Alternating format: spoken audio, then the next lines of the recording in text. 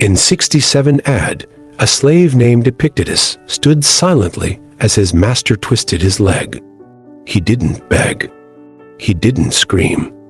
He simply said, "If you keep twisting it, it will break." And when it did, he looked at his master and said, "I warned you." That wasn't detachment. That was control. Not of the outcome, but of himself. Most people believe control is about dominating situations, forcing outcomes, changing the world around them. The Stoics believed the opposite. They believed peace comes from recognizing that you control almost nothing except for a few vital things. 3 things to be exact: your thoughts, your actions, and your reactions. Everything else, the weather, other people, the past, the future, is just noise. And the more you try to control the noise, the more control you lose over yourself. In this video, we're going to break that down. What those 3 things really mean, and how ignoring everything else could be the most powerful choice you ever make. You control 3 things in this life, not because you're powerful, but because these 3 things are all that actually belong to you. Your thoughts, your actions, your reactions. That's it. Everything else, outcomes, opinions, results, timing, is beyond your command. Let's begin with the first. Your thoughts are the starting point of everything. Not your feelings, not your habits, not your history. Your thoughts. Because thought is interpretation and interpretation is power. You can't always change what happens to you, but you can always choose how to explain it to yourself. That explanation becomes the lens through which everything else is colored. Say you fail at something, a job interview, a relationship, a personal goal. One version of your thought says, "I'm a failure. I'll never succeed." Another version says, "That didn't work. What can I learn from it?" The event is the same. The story you tell yourself determines whether you spiral or grow. Marcus Aurelius knew this. He wrote, "The soul becomes dyed with the color of its thoughts." In other words, your life isn't shaped by what happens. It's shaped by how you think about what happens. If you constantly tell yourself the world is unfair, people are cruel, and you're a victim, your mind will become exactly that: unfair, cruel, and victimized. But if you train your thoughts to seek clarity, truth, and reason, your mind becomes a tool of peace, not torment. This is why the Stoics trained the mind like a warrior trains the body. They practiced negative visualization, not to be pessimists, but to rehearse calmness. They journaled daily to observe distortions and reset perspective.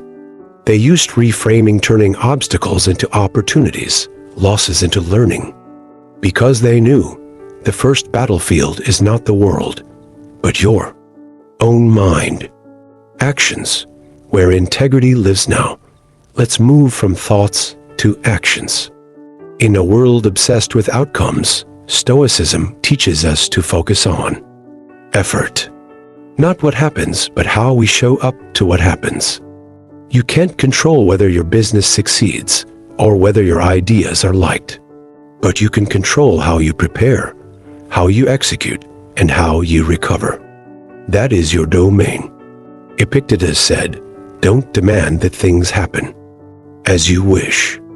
Wish that they happen as they do, and your life will go smoothly." That's not resignation. That's alignment. It means you stop fighting reality and start honoring your role in it. For example, you decide to get healthier. You can't control how your body responds instantly, but you can choose what to eat, when to move, how to sleep. You focus on your inputs, not on the scale. That's Stoic action detached from outcome, anchored in responsibility. This is where modern life fools us. We attach our identity to what we produce, how we perform, and how we're perceived. But Stoicism says, none of that defines you. You are not your outcomes. You are your ethic. You are the quality of your effort. When no one's watching, you are the one who still shows up, still speaks truth, still chooses discipline, even when nothing goes your way. Marcus Aurelius didn't care about applause. He cared about right action. He wrote, "Waste no more time arguing what a good man should be. Be one." In other words, do, don't dwell. Reactions, the final test of power, and so we arrive at the third and often most difficult pillar, your reactions. This is the true test of mastery. It's easy to act when things go your way. It's harder to respond well when they don't. Life will hit you with surprises, insults, betrayal, delay, disappointment. What happens next determines your strength. Your first impulse might be anger, fear, defensiveness. But Stoicism says, pause. Don't let your biology override your philosophy. Between stimulus and response, there is a space. That space is your power. Epictetus said, it's not what happens to you, but how you react to it that matters. And Viktor Frankl, another modern Stoic in spirit, said, in our response lies our growth and our freedom. That space is sacred. You choose whether to carry pain or transform it, whether to mirror harm or deflect it, whether to add chaos or restore clarity. That doesn't mean being emotionless. It means being emotionally sovereign. When someone insults you, you don't need to collapse or retaliate. You can observe it, question its validity, and decide it's not worth absorbing. When a plan falls apart, you don't need to dramatize. You regroup. You respond. You adjust with grace. But this kind of reaction isn't born in the moment, it's trained before the moment. Train your mind to pause when triggered. Count to 3. Breathe. Ask, is this mine to control? If it's not, let it pass. You can also use role reversal. Imagine you're watching yourself from the outside. Would you respect this reaction? If not, choose another. The strongest people aren't those who never feel emotion. They're the ones who don't let emotion make their decisions. Integration, the circle of control, and so we arrive at the integration of the 3 thoughts, actions, reactions. This is the circle of Stoic control, a feedback loop you live inside every day. What you think affects how you act. How you act shapes what results you face. What happens triggers a reaction. That reaction reinforces new thoughts, and the cycle continues. If you don't train it, you spiral. If you do, you evolve. Imagine 2 loops. In one, you think poorly, act impulsively, react emotionally. You sabotage yourself. In the other, you think clearly, act with intention, respond with calm. You reinforce power. That's the work. That's the point of this philosophy. Not to be perfect, not to be cold, but to be steady. You master these 3 things: your thoughts, your actions, your reactions, and you will be unshakable in a world that's always shifting. Not because the world changes, but because you've changed your stance within it. Because when you live inside your circle of control, you are no longer a prisoner of events. You are the author of your response. And that is what real freedom looks like. We've just explored what you can control. Now, let's talk about the trap, the part that creates 90% of our stress and 100% of our unnecessary suffering. trying to control what you cannot. This is the root of anxiety. This is the fuel of frustration. This is the illusion that keeps us stuck. 1. The modern myth. I should be in control. From a young age, we're taught to believe that we're in charge of our lives. That success is a choice. That if you work hard, do the right things, visualize it properly, you'll get the results you want. But then life shows up. You get sick. Someone leaves you. Your business fails. The market crashes. A stranger blames you for something you didn't do. And suddenly, the narrative breaks. You realize the world doesn't operate by your script. And if your identity is tied to control, that realization is terrifying. So you resist. You tighten your grip. You micromanage, overthink, overanalyze. You check your phone 100 times. You rehearse conversations in your head. You replay the past, trying to rewrite it. You fear the future, trying to pre-live it. But none of it works, because none of it is yours to control. 2. What you can't control but try to anyway. Let's be brutally honest here. Here's a short list of things you cannot control no matter how much you try. What other people think about you, whether someone loves you, the weather, your past, your reputation, your childhood, the global economy, politics, virality, the timing of anything important. And yet, we spend so much of our lives trying to control these things. We change our behavior to be liked. We manipulate conversations to be accepted. We stress over how we're perceived online. We delay action waiting for the right time. We blame our upbringing when things go wrong.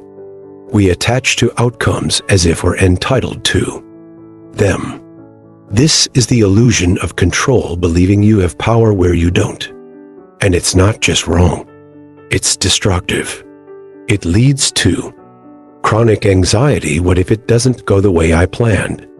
Exhaustion, constantly fighting forces beyond your reach, bitterness when reality doesn't bend to your desires, victimhood because you outsourced your power. 3. The Stoic response. Recognize and release. The Stoics didn't say, give up.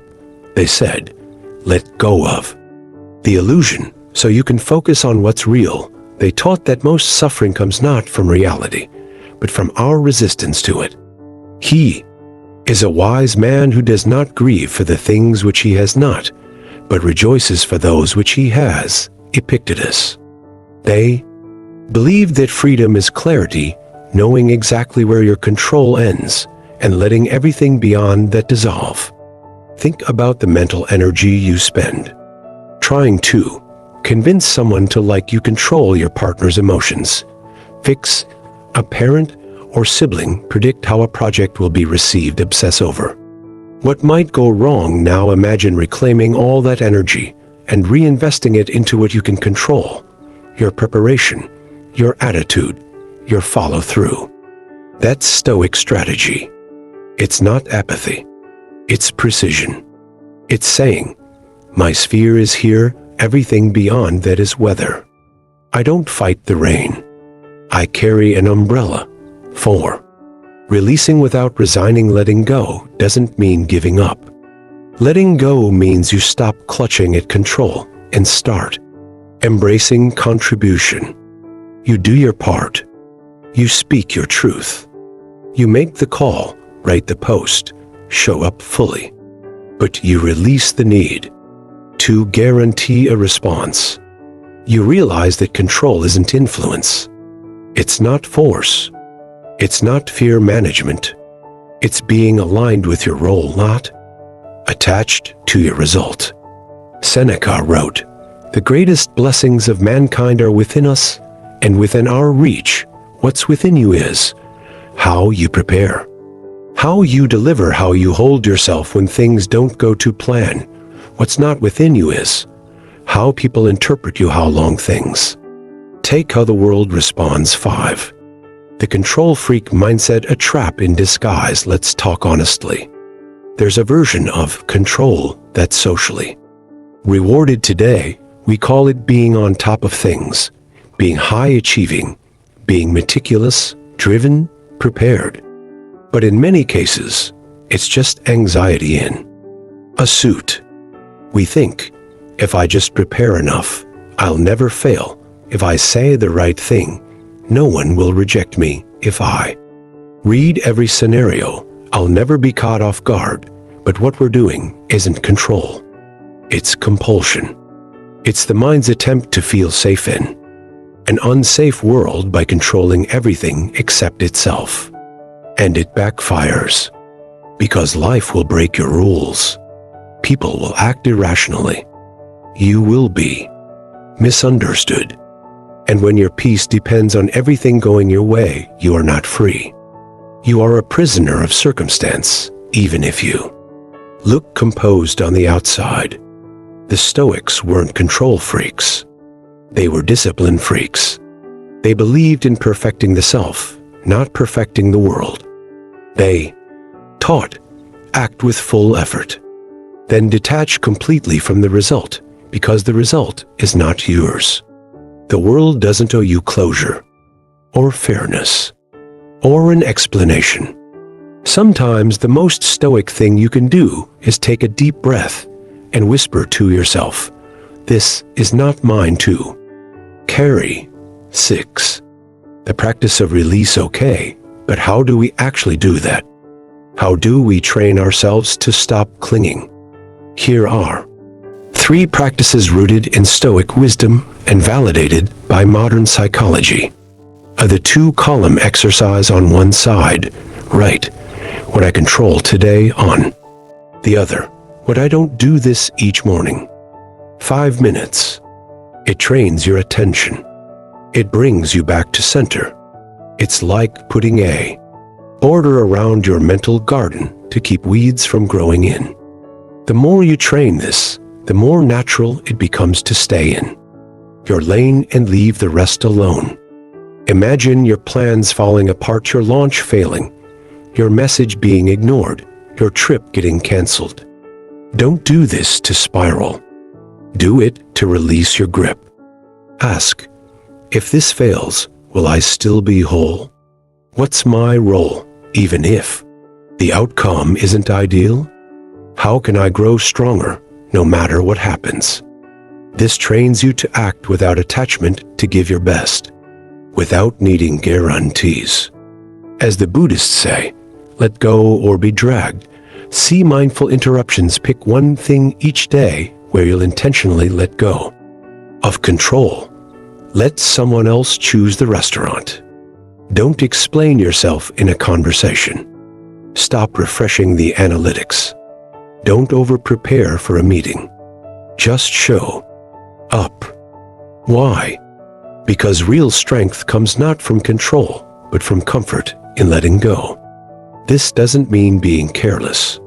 It means knowing you've done your part and trusting that's enough. 7. Stoic power. Peace through discernment. Here's what makes Stoicism so powerful. It doesn't promise you an easy life. It doesn't say, be positive or manifest your dreams. It gives you a system for sorting reality into 2 boxes. Box A, what? I control, I own this. I shape it. Box B, what I don't, I release this. I don't waste energy here. And then it says, invest everything in box A. Forget box B even exists. This might sound cold, but it's the opposite. It's the foundation of inner peace. Because as long as you're chasing control in box B, you're out of alignment and nothing will feel settled.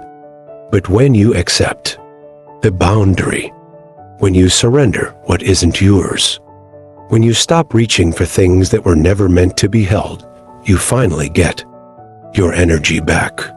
And in that energy, there's peace. There's focus. There's the ability to love, act, and move with integrity regardless of the noise around you. 8. Final thought. What real control looks like. Let's redefine control not as domination, or micromanaging, or certainty. Let's define it. Like this: control is knowing what's yours, and letting everything else go. You don't control people. You influence them, maybe. You love them, yes. But you don't own their behavior, their understanding, their timelines. You don't control outcomes.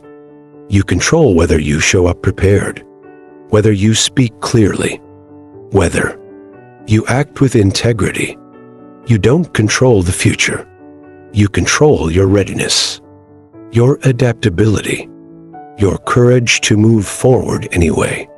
That's what Stoics knew, and what we've forgotten. We've built a world obsessed with control. Control the algorithm, control your brand, control your narrative, control your schedule, control your productivity. But real peace doesn't come from more control. It comes from controlling less, but doing it better. Marcus Aurelius once said, "Begin each day by telling yourself, 'Today I will meet people who are selfish, ignorant, and arrogant. That is not up to me, but I will not let them injure me. That is up to me.' That's the essence.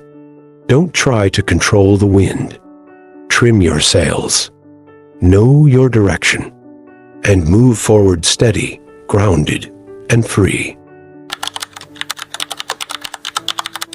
We've talked about control thoughts, actions, reactions. We've exposed the illusion.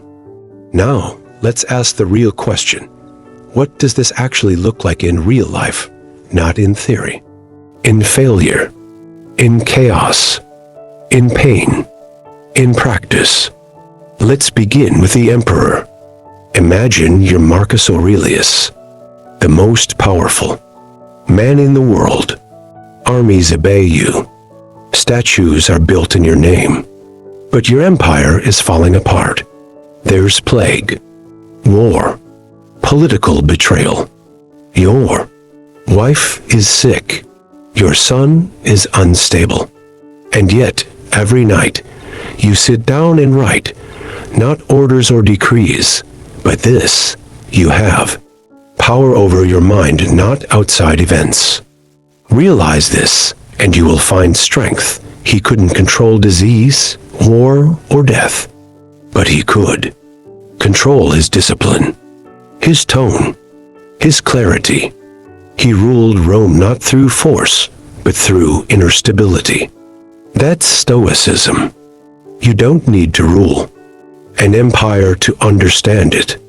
You just need to be someone going through something you didn't ask for, something you can't fix. In that moment, you either fight the storm or become the anchor. Now imagine the opposite life.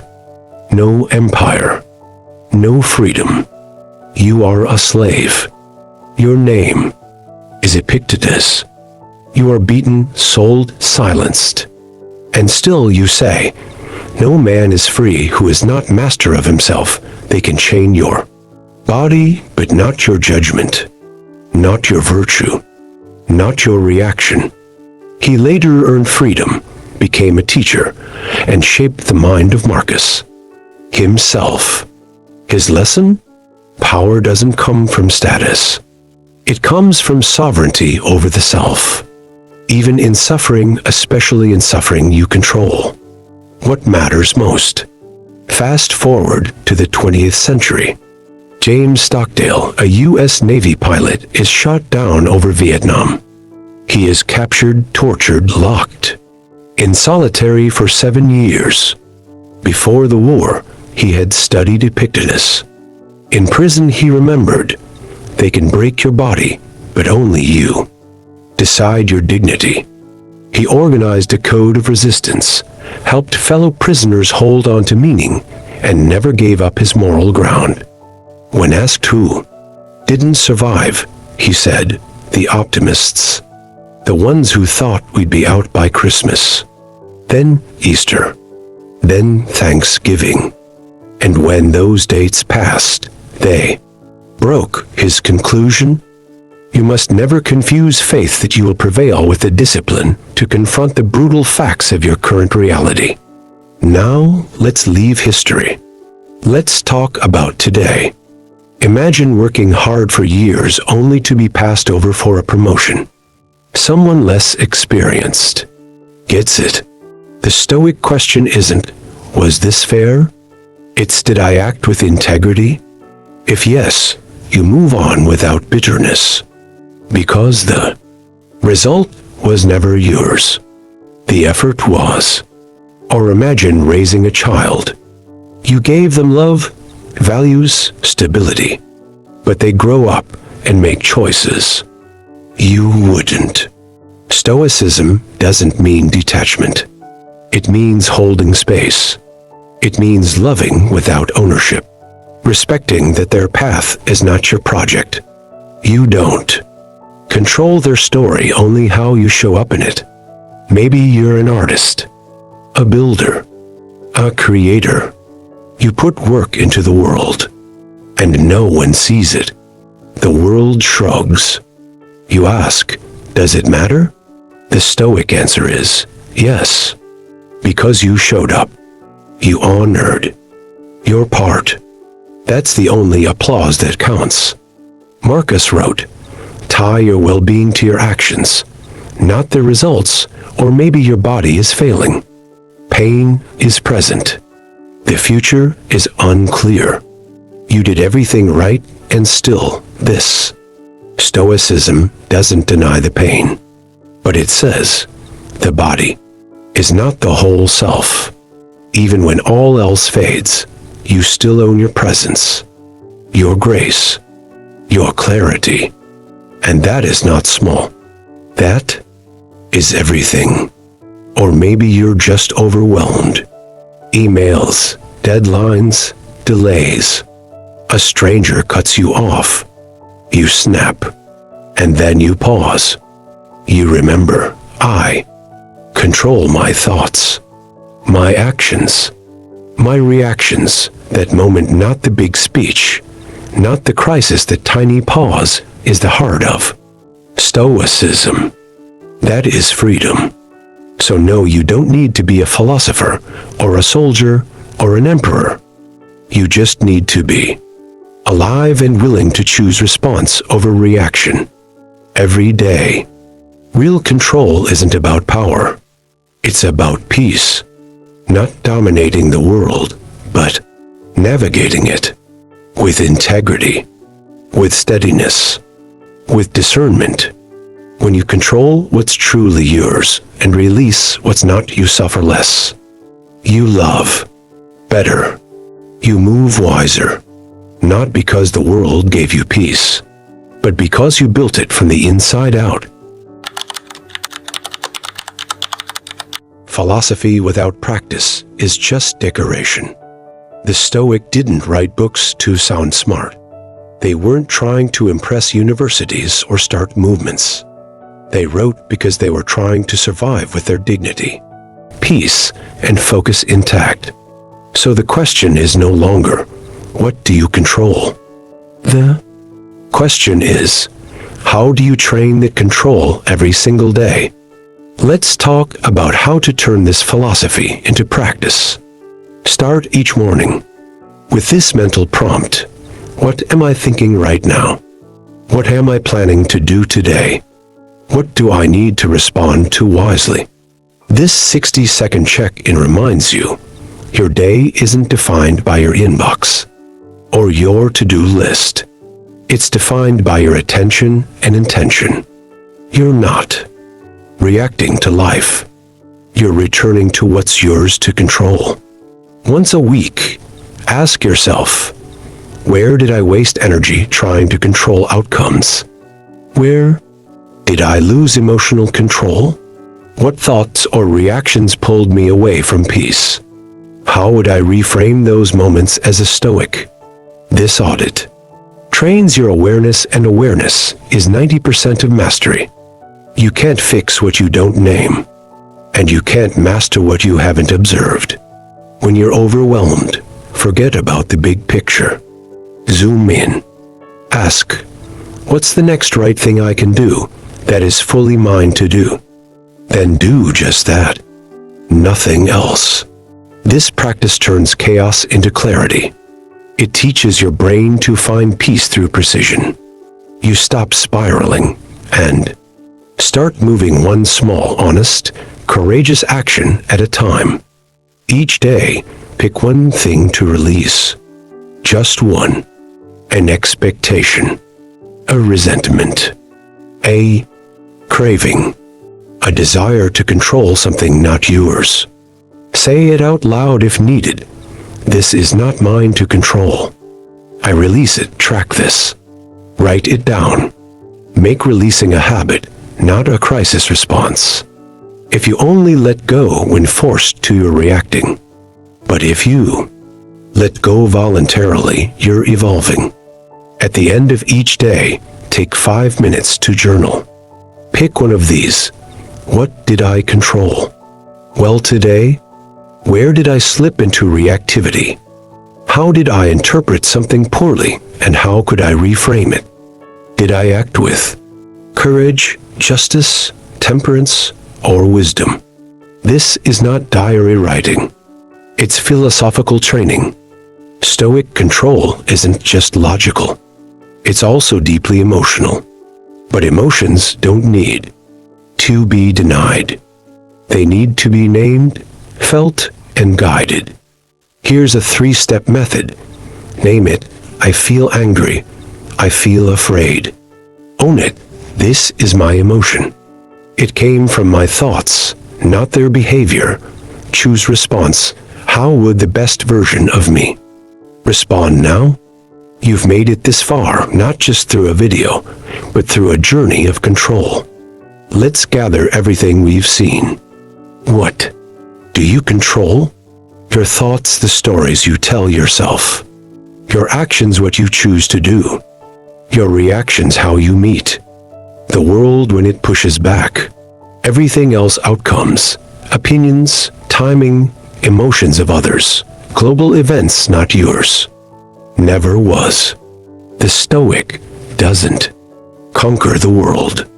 The Stoic aligns with what is true and acts inside that truth with calm and precision. The modern world teaches us to measure strength by control. Control your schedule. Control your image. Control your future. But Stoicism teaches this. Real strength is what you can let go of without breaking. To say, I did my part. That's enough. They don't understand me.